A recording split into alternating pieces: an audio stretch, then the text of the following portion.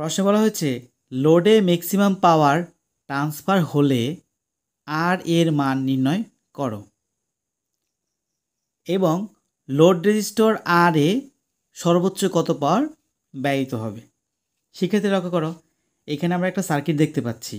সার্কিটের মধ্যে মূলত এইখানে যে একটা রেজিস্ট্যান্স, অজানা রেজিস্ট্যান্স, তার নাম হচ্ছে আর। তো এইটার মান কত সেটা বের করতে হবে যখন এই লোডের মধ্য দিয়ে ম্যাক্সিমাম পাওয়ার ট্রান্সফার হবে। অর্থাৎ সার্কিটটা দেখে আমরা বুঝতে পারছি এই সার্কিটটা হচ্ছে ম্যাক্সিমাম পাওয়ার ট্রান্সফার থিওরেম ব্যবহার করে এটাকে সমাধান করতে হবে। শিক্ষার্থীরা, এবার চলো আমরা সার্কিটটা সমাধান করি।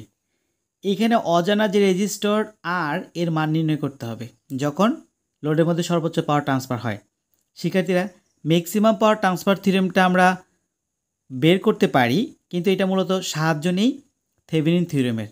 তো থেভেনিন থিওরেমের সাহায্যে মূলত এই সার্কিটের থেভেনিন ভোল্টেজ, থেভেনিন রেজিস্ট্যান্স বের করব, তারপর আমরা এখান থেকে সর্বোচ্চ পাওয়ারটা নির্ণয় করতে পারবো। তো প্রথম কাজ হচ্ছে আমাকে এই অজানা রেজিস্ট্যান্স আর এর মান বের করা। আর আর এর মান কীভাবে বের করতে পারবো?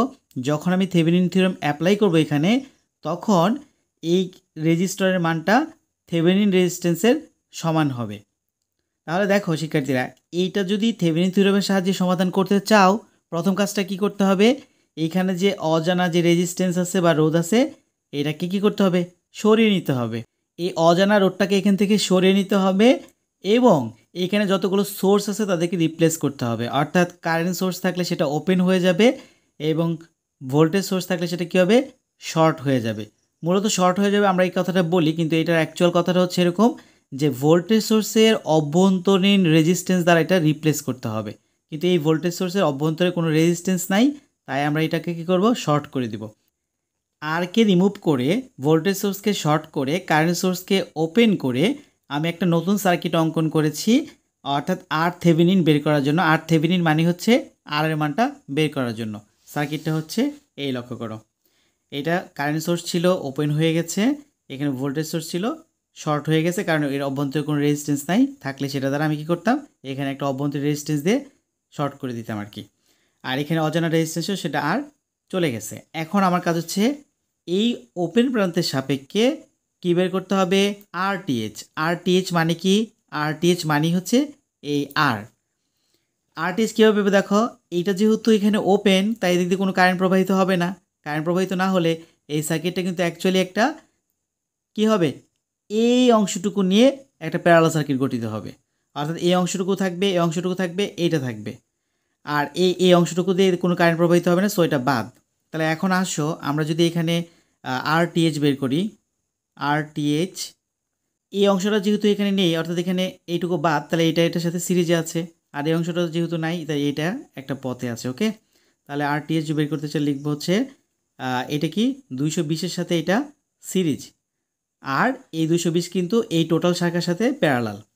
তাহলে দেখো 220 যোগ 570 পারস্পর সিরিজ, তার সাথে প্যারালাল কি হবে? প্যারালাল হবে এই 220। ক্যালকুলেশন করলে কি পাবো? এটা পাবো হচ্ছে 790 প্যারালাল 220। টোটাল মানটা হবে অবশ্যই যেই ছোট রেজিস্ট্যান্স আছে তার চাইতেও কম, অর্থাৎ ইকুইভ্যালেন্ট রেজিস্ট্যান্স করলে আমরা মান পাবো 172.08 ওহম। এটা হচ্ছে আরটিএইচ এর মান। আমরা কি বলেছিলাম যে আরটিএইচ এবং আর একই কথা, এবং তার মান কত? 172.08। যেটা আমাদের প্রশ্নে কিন্তু বলেছিল। প্রশ্নে কি বলেছিল যে আর এর মান কত? প্রথমে বলা আছে আর এর মান কত, তো আর এর মানটা পেয়ে গেলাম, এটা একটা অ্যান্সার হবে। পরের কোয়েশ্চেনে কি বলা হয়েছে যে আর এর মধ্যে সর্বোচ্চ ব্যয়িত পাওয়ার কত হবে? শিক্ষার্থীটা লক্ষ্য করো, আর এর মধ্যে সর্বোচ্চ ব্যয়িত পাওয়ার এই সূত্রটা আগে আমরা দেখি। পিএল ম্যাক্স, এটা মানে কি? অর্থাৎ সর্বোচ্চ লোড পাওয়ার। এর ফর্মুলাটা হচ্ছে ভিটিএইচ স্কোয়ার আর নিচে হচ্ছে 4RTH। এখন তুমি যখন লোডের মধ্যে দিয়ে সর্বোচ্চ পাওয়ারটা নির্ণয় করবে, তোমার ভিটিএইচ এর প্রয়োজন পড়বে এবং আরটিএইচ এর প্রয়োজন পড়বে। তুমি আরটিএইচ বের করেছো, সেটা হচ্ছে 172.08। এখন তোমার দরকার হচ্ছে ভিটিএইচ এর মান নির্ণয়। তাহলে চলো আমরা ভিটিএইচ এর মানটা নির্ণয় করি। শিক্ষার্থীরা, এই সার্কিট থেকে আমরা যদি ভিটিএইচ অর্থাৎ থেভেনিন ভোল্টেজ বের করতে চাই, তখন এই যে রেজিস্টরটা আছে সেটাকে ওপেন করতে হবে। ওপেন করে এই ওপেন প্রান্তের সাপেক্ষে থেভেনিন ভোল্টেজ নির্ণয় করতে হবে। সো এই প্রান্তটাকে ওপেন করে থেভেনিন ভোল্টেজ নির্ণয় করার জন্য আমি একটা সার্কিট অঙ্কন করেছি। শিক্ষার্থীরা, এইটা হচ্ছে সেই সার্কিট। এখন লক্ষ্য করো, এই যে ওপেন প্রান্ত, এই ওপেন প্রান্তের সাপেক্ষে আমি ভিটিএইচ বের করব। সো ওপেন প্রান্তের সাপেক্ষে ভিটিএইচ বের করতে হলে এইখানে যদি তুমি ভিটিএইচ বের করতে চাও, তাহলে ভিটিএইচ কী হবে, এই একটা লুপ আছে, এখানে তুমি কেভিএল প্রয়োগ করে বের করতে পারবে, অথবা এইদিকে একটা লুপ আছে, এই লুপের মধ্যেও তুমি কেভিএল প্রয়োগ করে ভিটিএইচ বের করতে পারবে। তো এই লুপের মধ্যে যদি আমি কেভিএল প্রয়োগ করতে চাই, তাহলে এইখান দিয়ে রেজিস্টরের মধ্যে দিয়ে কী পরিমাণ কারেন্ট যাচ্ছে সেটা আমার জানা দরকার। কারণটা কি, কেভিএল প্রয়োগ করলে তো আমার ভোল্টেজ ড্রপ দরকার, তাই না? এইটার ভোল্টেজ ড্রপ তুমি জানো, এইটার ভোল্টেজ ড্রপ তুমি জানো না। সো এইটার ভোল্টেজ ড্রপ জানতে হলে কী করতে হবে, আমাকে এটার কারেন্ট জানতে হবে। সেমভাবে তুমি যদি এই লুপের মধ্যে কেভিএল প্রয়োগ করে ভিটিএস নির্ণয় করতে চাও, তাহলে এই রেজিস্টরের কারেন্ট জানতে হবে। যেহেতু এদের কারেন্ট আমি জানি না, তাই এইখানে মূলত কারেন্ট জানার জন্য বিভিন্ন পদ্ধতি আমি অ্যাপ্লাই করতে পারি। শিক্ষার্থীরা লক্ষ্য করো, তুমি চাইলে এইটাতে সুপারপজিশন সূত্র অ্যাপ্লাই করে কাজগুলো করতে পারবে। অর্থাৎ একটা সোর্সকে অফ করে দিয়ে অন্য সোর্সটাকে অন রেখে তার সাপেক্ষে একবার কারেন্ট বের করতে পারবে। আবার পরক্ষণেই আরেকটা সোর্সকে অন রেখে এই সোর্সটাকে অফ রেখে তারপর তুমি কারেন্ট নির্ণয় করে এটাকে সমাধান করতে পারবে, তোমার ইচ্ছা। কিন্তু আমি এখন যেই পদ্ধতিটা এখানে ব্যবহার করব সেটা হচ্ছে মেশ অ্যানালাইসিস পদ্ধতি। অর্থাৎ মেশ অ্যানালাইসিস পদ্ধতি ব্যবহার করে আমি এখানে কারেন্ট বের করার চেষ্টা করব।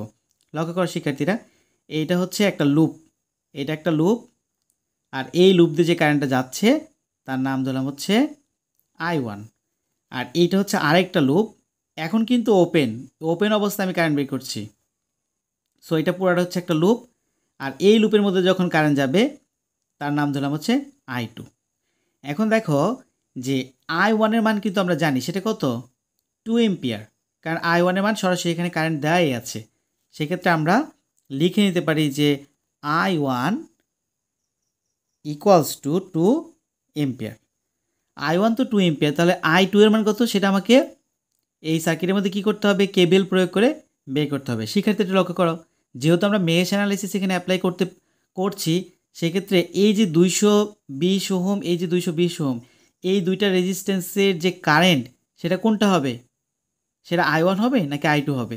যেহেতু মেশ অ্যানালাইসিসের ক্ষেত্রে কেউ যদি, অর্থাৎ কোনো রেজিস্ট্যান্স যখন দুইটা লুপের মাঝে থাকে তখন তার মধ্যে দুইটা কারেন্টই সংশ্লিষ্ট হয়। অর্থাৎ এই কারেন্টেরও কিছু অংশ তার মধ্যে সংশ্লিষ্ট হবে, এই কারেন্টের কিছু অংশ তার সাথে সংশ্লিষ্ট হবে। তাহলে এইটা আমরা কীভাবে বের করব, আমরা যেই লুপে কেভিএল প্রয়োগ করব সেই লুপের কারেন্ট থেকে অন্য লুপের কারেন্ট বাদ দিলে কি পাবো, এই যে রেজিস্ট্যান্স আছে তার কারেন্টটা পেয়ে যাব। চলো আমরা এখানে কেভিএলটা অ্যাপ্লাই করি, তারপর আমরা প্র্যাকটিক্যালি এখানে দেখি কি হয়। অ্যাপ্লাই কেভিএল অ্যাট লুপ 2, এখান থেকে আমরা শুরু করব। তার আগে একটা কাজ করি, আমরা ডিরেকশনটা দিয়ে নিই। কারেন্টটা যেহেতু এদিক দিয়ে ঢুকছে এবং এদিক দিয়ে সে বেরিয়ে আসছে, সো এটা হচ্ছে এন্টারিং পয়েন্টটা প্লাস, মানে যেদিক দিয়ে সে প্রবেশ করে সেটা প্লাস, আর যেদিক বেরিয়ে যাবে সেটা মাইনাস। প্রবেশ করলো প্লাস, বেরিয়ে গেলো মাইনাস। সো এদিক দিয়ে প্রবেশ করবে কারেন্টটা, এদিক থেকে কারেন্টটা এদিকে এসে এগিয়ে প্রবেশ করবে, তাই না? সো এটা প্লাস, এটা হচ্ছে মাইনাস। আর এটা তো সোর্স, তার তো ডিরেকশন অলরেডি দেয়াই আছে। শিক্ষার্থীরা এখন এটা লক্ষ্য করো, আমরা সবগুলো দ্বিতীয় চিহ্ন নেব। অর্থাৎ দেখো এটার চিহ্ন সোর্সের জন্য নেগেটিভ, আর সোর্সের এই চিহ্নটা ছিল পজিটিভ, সোর্সের দ্বিতীয় চিহ্নটা পজিটিভ। সুতরাং আমি দ্বিতীয় চিহ্ন নিচ্ছি, অর্থাৎ +12, পজিটিভ সামনে আর প্লাস দিলাম না। এরপর দেখো এটা তার প্রথম চিহ্ন, তার দ্বিতীয় চিহ্ন, যেহেতু আমরা দ্বিতীয় চিহ্ন নিচ্ছি সোর্সের, এরও দ্বিতীয় চিহ্ন নিতে হবে। তো -220, এখন হচ্ছে এটা কারেন্ট দিয়ে গুণ করবে। এটা কারেন্ট কী বলেছিলাম, আমি যেহেতু 2 নম্বর লুপে কেভিএল অ্যাপ্লাই করছি, 2 নম্বর লুপে কারেন্ট থেকে 1 নম্বর লুপে কারেন্টটা বাদ দিব। অর্থাৎ আমি লিখতে চাচ্ছি I2 - I1। তারপর আবার সেম কন্ডিশন, আরেকটা রেজিস্ট্যান্স পেলাম একই রকমের, সেটাও দ্বিতীয় চিহ্ন কী আছে, মাইনাস, এবং এটা কত 220, এবং তার কারেন্টও কত হবে, এই I2 থেকে I1 মাইনাস, I2 - I1। এরপর যখন এদিকে আসবো দ্বিতীয় চিহ্ন কি, মাইনাস 570, আর এটা কারেন্ট কী হবে, এটা শুধুমাত্র একটা লুপের সাথে সংশ্লিষ্ট, সুতরাং এটা কারেন্ট হবে I2 = 0। তোমরা যারা মেশ অ্যানালাইসিস সম্পর্কে একটু ধারণা কম, তারা অবশ্যই আমার প্লেলিস্টে মেশ অ্যানালাইসিস নিয়ে অনেকগুলো ভিডিও দেওয়া আছে, তোমরা দেখবে ইউটিউব চ্যানেলে। এরপর লক্ষ্য করো, একটু ক্যালকুলেশন করি। 12 মাইনাস, এখানে আমরা একজনের মান জানি, সেটা হচ্ছে কি I2 এর মান, I1 এর মানটা জানি। I1 এর মানটা আমরা বসিয়ে দিই, 220 I2 minus 2 minus 220 I2 minus 2 minus 570 I2 সমান 0। এরপর লাইন কী হবে 12 মাইনাস এর সাথে ক্যালকুলেশন করে দাও 220 I2 মাইনাস মাইনাসে প্লাস 220 এর সাথে 2 গুণ করলে 440 মাইনাস এখানেও সেমভাবে হবে 220 I2 প্লাস 440 মাইনাস 570 I2 সমান 0। এখন এটুকু যদি আমরা ক্যালকুলেশন করি তাহলে কী পাবো দেখো 220 আর 220 440টা হচ্ছে মাইনাসের, আবার 570 হচ্ছে মাইনাসের। সো টোটাল যদি একসাথে ক্যালকুলেশন করে এটা হবে মাইনাস 1010 I2। আর এখানে দেখো এই 12টা ছিল প্লাসের, এইখানে 440 এগুলো সব ছিল প্লাসের। তাই আমরা যে কাজটা করব এখান থেকে এদেরকে ওই পাশে রূপান্তর করে অর্থাৎ ওই পাশে ট্রান্সফার করে নিয়ে যাব। তাহলে এর মানটা কত পাবো দেখো, এর মানটা পাবো হচ্ছে 892। সো এটা এখানে প্লাস ছিল, এই পাশে চলে আসছে তাই মাইনাস হবে। সুতরাং I2 সমান কী বলতে পারি, I2 সমান বলতে পারি 892 দুই পাশে মাইনাস থাকলে দিয়ে দিবে। এই টোটালটু ক্যালকুলেশন করলে এর মান পাবে 0.88 এম্পিয়ার। তাহলে এইটা হচ্ছে কার কারেন্ট, এটা হচ্ছে I2 কারেন্ট, অর্থাৎ এই দিক থেকে যে কারেন্টটা প্রবাহিত হচ্ছে। এখন আমাদের কাজ হচ্ছে এখানে ভিটিএসটা বের করা। ভিটিএস কীভাবে বের করবো দেখো, এই সার্কিটটাকে মনে করো এখানে I2 নাই, এখন ধরো I2 এখানে নেই, তাহলে I2 না থাকলে এখানে কী হবে ভিটিএস হবে এটা। তো ভিটিএস যদি এখানে হয় তাহলে এটা ধরলাম এটা হচ্ছে পজিটিভ প্রান্ত, এটা হচ্ছে নেগেটিভ প্রান্ত। এখন তুমি এই অংশটুকুতে কেবিএল প্রয়োগ করলেও ভিটিএস পাবে, অথবা এই অংশটুকুতে কেবিএল প্রয়োগ করলেও কী করবে ভিটিএস নির্ণয় করতে পারবে। ভিটিএসের মান কিন্তু একই হবে। আমি এই অংশটুকুতে কেবিএল প্রয়োগ করার চেষ্টা করছি, এটা লক্ষ্য করো। এখানে যে ডিরেকশন ছিল কোনো ধরনের চেঞ্জ থাকবে না। এখানে মূলত আমি ভিটিএসের যে ডিরেকশনটা উপরটা প্লাস এবং নিচেরটা কী দিলাম আমরা মাইনাস ধরলাম। তা আমি যদি এখান থেকে দ্বিতীয় চিহ্ন নেই, আবার দ্বিতীয় চিহ্ন নিলে কী হবে প্লাসের 12 হবে। প্লাসের 12 প্লাস না লিখলেও চলতো, প্লাসের 12। তারপর কী হবে এখানে দ্বিতীয় চিহ্ন কি মাইনাস 220। আর এর কারেন্টটা কী ছিল, এর কারেন্টটা হচ্ছে I2 মাইনাস 2। কেন 2 দিলাম, I2 মাইনাস I1 লিখতাম, সরাসরি মানটা লিখে দিচ্ছে I2 মাইনাস 2। আর এখানে I2 মানটাও তো আমি জানি, সেটা কত 0.88। তাহলে চাইলে আমি এটুকুর পরিবর্তে 0.88ও লিখে দিতে পারি। ওকে, আচ্ছা এরপর কি আসবে দ্বিতীয় চিহ্ন মাইনাস VTH ইকুয়ালস টু 0। কোন লুপটুকুতে, এই লুপটুকু থেকে আমি কেভিএল প্রয়োগ করে VTH বের করছি। তুমি চাইলে এই লুপটুকুতেও কেভিএল প্রয়োগ করতে পারো। এখন টোটাল ক্যালকুলেশন করলে কী আসবে দেখো, এইটা 12 থাকলো, আর এখানে যে 0.88 থেকে যখন 0.2 বাদ যাবে তখন এর মানটা আসবে 1.12। তাহলে 1.12 থেকে মাইনাসের কারণটা কি, 2টা বড়, তাহলে এই মাইনাস আর এই মাইনাসে কী হবে প্লাস হবে। অর্থাৎ আমি বলতে চাচ্ছি 220 ইন্টু এদের বিয়োগ করলে কত হবে 1.12 মাইনাস VTH। সুতরাং এখান থেকে ভিটিএসটা বের করে ফেলো। ভিটিএস ইকুয়ালস টু কী হবে, ভিটিএস তো এই পাশে মাইনাস চলে এই পাশে নিয়ে প্লাস হবে। আর টোটাল ক্যালকুলেশন যদি করি তাহলে এর মান পাবো হচ্ছে 258.4। শিক্ষার্থীরা তোমরা নিজেরা ক্যালকুলেশন করো, ক্যালকুলেশন করে দেখো এটার মানটা কত আসে। আমি তো জাস্ট নিজের মতো ক্যালকুলেশন করলাম, তোমরা ক্যালকুলেশন করে দেখো, একটু কম বেশি আসতে পারে। তোমরা যেটা ক্যালকুলেশন করে পাবে সেটাই তোমাদের জন্য সঠিক। এবার চলো সর্বশেষ যে প্রশ্ন, সেটা হচ্ছে লোডের মধ্যে দিয়ে সর্বোচ্চ কী পরিমাণ পাওয়ার যাচ্ছে বা কী পরিমাণ পাওয়ার লস হচ্ছে সেটা আমরা বের করি। সেক্ষেত্রে লক্ষ্য করো, আমরা কি জানি PL ম্যাক্স। PL ম্যাক্সের সূত্রটা কী ছিল, PL ম্যাক্স ইকুয়ালস টু সূত্র হচ্ছে VTH স্কোয়ার উপরে আর নিচে হচ্ছে 4RTH।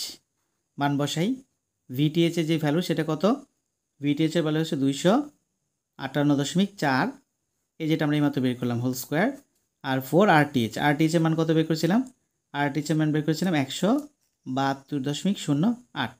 টোটাল ক্যালকুলেশন করলে এর মান পাবে 97.005 এত একক কী হবে ওয়াট, যেহেতু পাওয়ার, তাই না। তাহলে এইটাই হচ্ছে মূলত এই যে আমার এখানে প্রশ্ন দেওয়া ছিল সেই প্রশ্নটাই, এই সার্কিটটার সমাধান।